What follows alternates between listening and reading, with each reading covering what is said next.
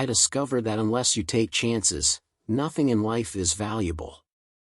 In your experiences in school, applying to colleges, choosing majors, and deciding what you want to do with your life, I'm sure people have advised you to make sure you have something to fall back on. However, I have never understood the concept of having something to fall back on.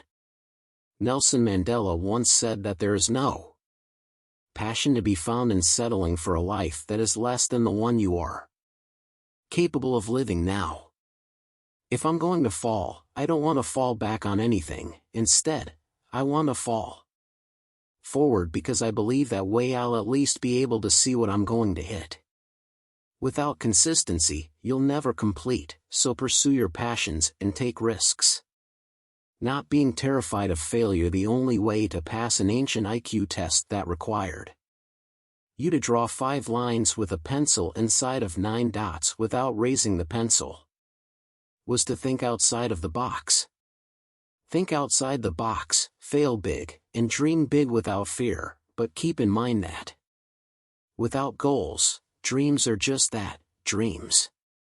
The most strikeouts in baseball history were recorded by Reggie Jackson, 2,600.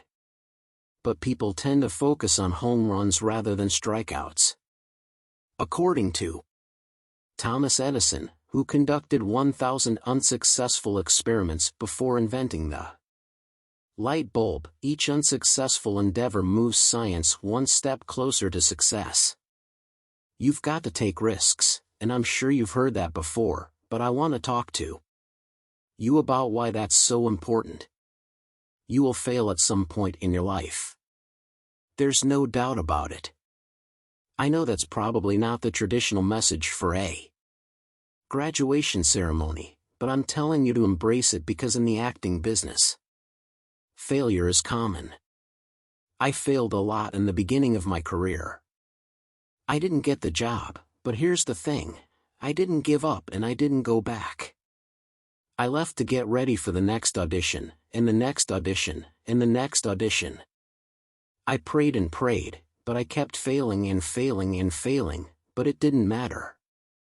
Because, you know, there's an old saying, if you hang around the barbershop long enough, you'll eventually get a haircut, so you will catch a break. And last, the point is that every graduate here today has the training and the potential to succeed, but do you have the courage to fail? If you don't fail, you're not even trying. I'll say it again, it was at the Court Theater, the same theater where I failed that first audition 30 years earlier. Imagine yourself on your deathbed with the ghosts of your unrealized potential around you. If you succeed, you won't even be attempting to obtain what you never had. Instead, you'll be doing what you've never done. The specter of ideas. I just returned from South Africa, which is a beautiful country. But there are places there with terrible private poverty that need help in Africa in general. You never acted on the ghost of the talents you didn't use, and they're standing around your bed angry, disappointed, and upset. They say we came to you because you could have brought us to life, they say, and now we have to go to the grave together. So I ask you today, how many ghosts are going to be around your bed when your time comes? Help is needed for Alabama. 10S needs your assistance. The world needs a lot, and we really need it from you young people. I don't speak for the rest of us up here, but as I get older, I realize how important this is. Remember that you must get out there and give everything you have, whether it be your time, talent, prayers, or treasures. I'm not talking about how much you have. Rather, I'm talking about what you're going to do with what you have. Some of you are majoring in business. Some of you are social workers, nurses, and theologians. What are you going to do with what you have? Some of you have money. Some of you have patience, some of you have compassion, some of you have loved, and Some of you have the gift of long suffering. Now, for my final point regarding failure.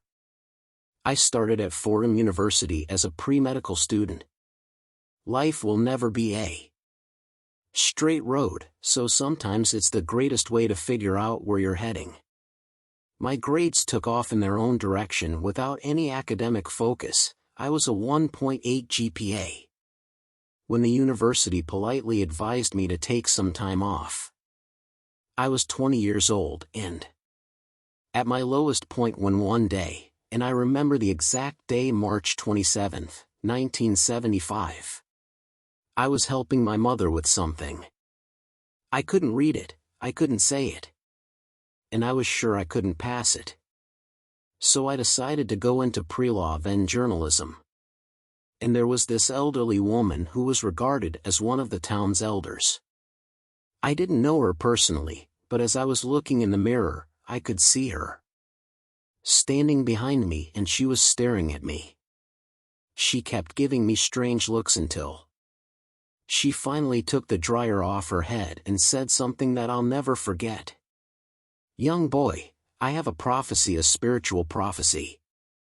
And through my films, I have spoken to millions of people who, until recently, were unable to see me and, as a result, were unable to see the real me. However, as I observe today's youth, I am inspired and strengthened by what I observe because taking a risk involves more than just applying for jobs, it also involves being aware of what you know and what you don't know. Never be discouraged, never hold back, offer everything you've got, and when you fall throughout life, remember this: fall forward you. It's about being open to people and to ideas. The chances you take, the people you meet, the ones you love.